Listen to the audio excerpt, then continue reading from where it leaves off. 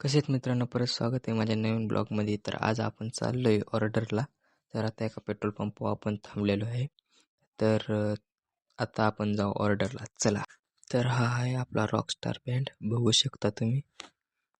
तर सर आपण पोचलो आहे आता ऑर्डरच्या जागेवर. तर आता वाजाय सुरू करू. तर तुम्हाला दाखवतो 3-4 गाणे. तर चला तुम्ही बी पुढं बघा.